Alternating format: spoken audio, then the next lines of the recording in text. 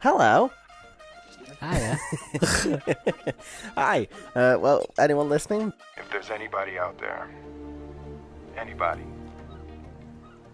please. This is the third episode of the Film MisTreatment Guide. I am Matt. I'm joined with Dill. Hey. And we're just some boys talking about films and stuff. Yep. So do you want to go first? Yeah, okay, so we did. Alonzo Harris is Denzel Washington. He's this kind of mercurial, crazy-ass detective. You mean the other way around? Is that how good he is? Wait, oh yeah, that's true. Okay. Jake Hoyt is played by Ethan Hawke. Ethan Hawke. Yeah. In a kind of an early part, it's a kind of naive everyman almost, and then he kind of is taken on this whirlwind of a day by Denzel Washington, who's just all the fucking energy in the world in this film, on an absolute mad one. So coming up with names, I ended up kind of going down. My first theme was kind of going down a Wire theme. So the first name that actually came to mind was Lance Reddick, who is the concierge from John Wick. Okay. And he's in The Wire. And I think he's massively underused. He's in a film called The Guest, which I really, really like, which not that many have seen, which is really really good soundtrack and pace to it as well. Good feel. And I think he's really he does intense incredibly well. And I think it'd be funny. I think also he's got the capacity to have the kind of charm that you need to have with Denzel, where he's talking Jake into doing stuff and everything like that. Yeah. So I think Lance Reddick can do that. Okay. That's interesting. Yeah. Okay. So to come back with that, I've kind of kept it so that it's around the same era.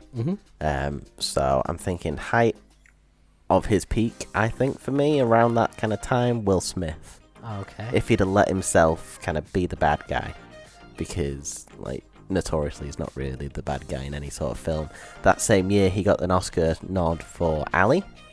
And I think if he had this role instead, like he would have had that same charisma and sort of, that energy that Denzel had to kind of play this, this character that's trying to force someone into situations they don't really want to be in.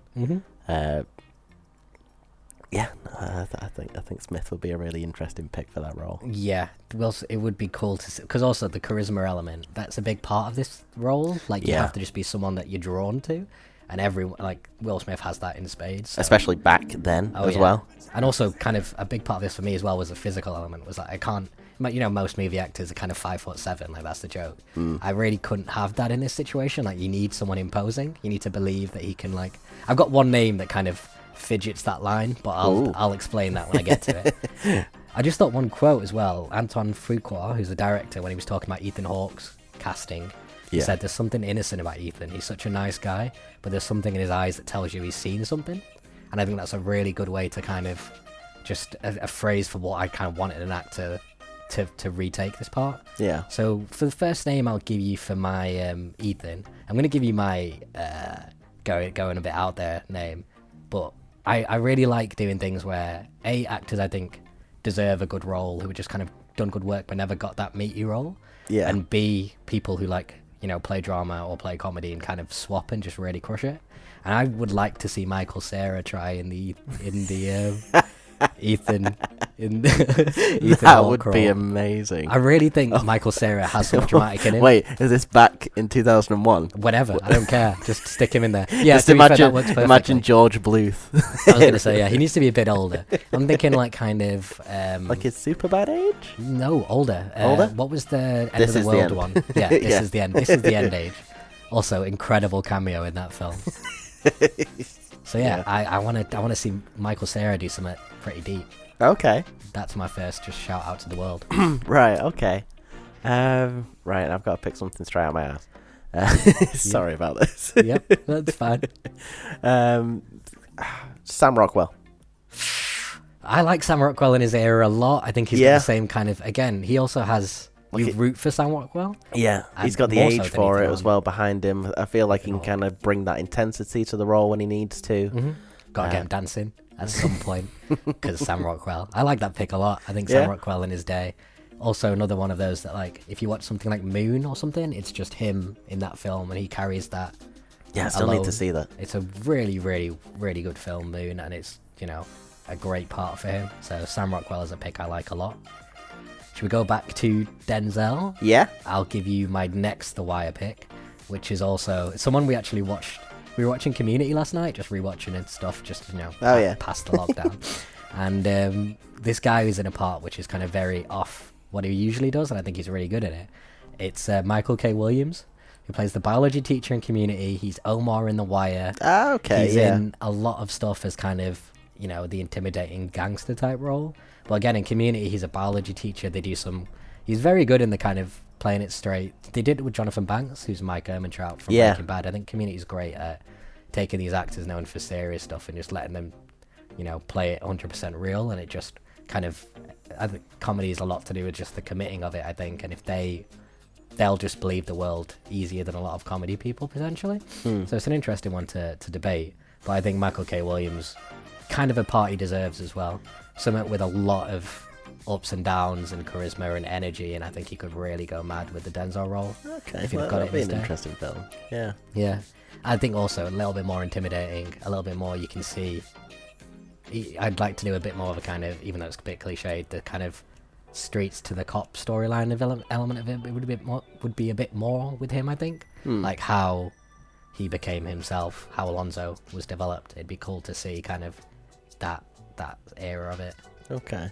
But yeah, that's my second The Wire pick is Michael K. Williams. Okay, well I'm gonna follow. I've kind of gone more for charisma and kind of like that character and personality that you see.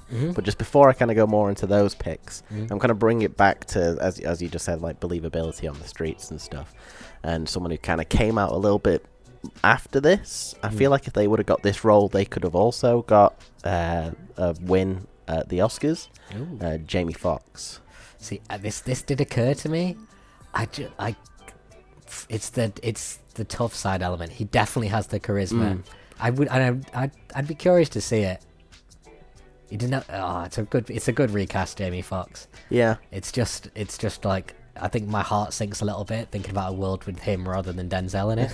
Like, I think the world, we all just deserve this Denzel one, and it's kind of killing me with every recast to just be like, no, I don't want to do it. But I'll try and push that down for the purposes of the game. Oh, I'm going to break your heart with the next picks that I've got. You're going to give me a bad one. Well, I'll give you my next Ethan then. Okay. I kind of jumped about with a few different names. One of them, do you know what, my next actual kind of, I'd like to see this one, is Joseph Gordon-Levitt.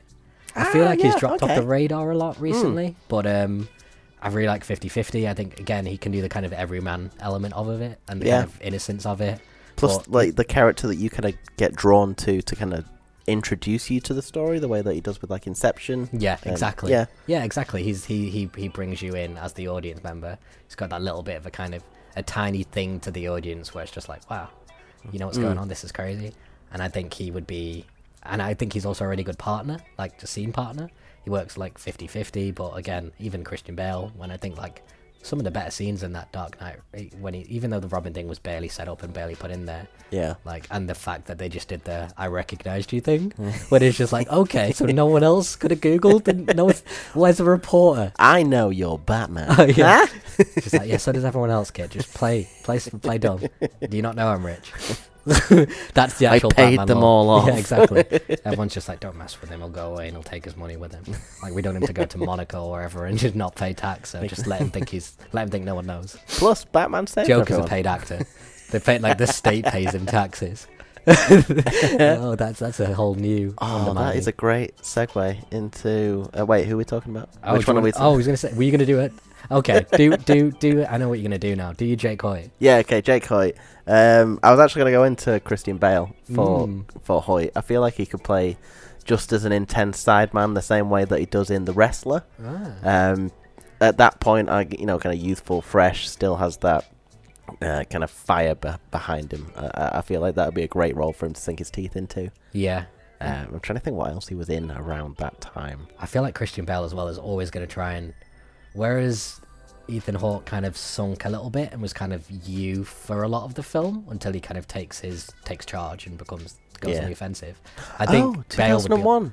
What? He was American Psycho. Yeah. Yeah. Okay. So we need to lose. He's way too kind of preen that.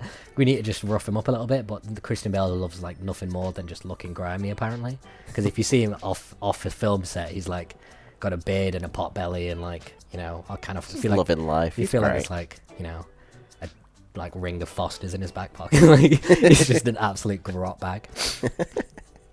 But yeah, Christian Bale, good in his would be really good in his day. Yeah. I feel like he'd try and build up to the other performance too. So it'd be a lot more of a kind of tete-a-tete. It'd be pushing back more, which I'm down to see. Like, I think it'd be interesting. Yeah. In different direction with it. Oh man. Okay, I think Speaking that's of nothing else to do, yeah. Oh, I mean, just check out social media. We're going to be doing a load more stuff recently. Yeah, we've been doing some funny stuff. YouTube. I like to think it's funny. Everything's going on there. We're trying our best. We're stuck in our flat with, you know, whatever equipment we've got lying around on our phones. So Yeah. it's going to be a little bit kind of lo-fi, but we're going to try and keep ourselves busy and have fun. Exactly. So yeah, We're just having hopefully. fun, putting smiles on people's faces. Come along for the Trying. ride. Come along for the ride. Hey, There's a slogan. nice. I don't like that. I feel like we're going to get corrupted quite Right, soon. okay, let's sign off. Cool. Okay, I've been Matt. I've been Dilt. We've been chatting about films and stuff. We'll see you next week. Bye.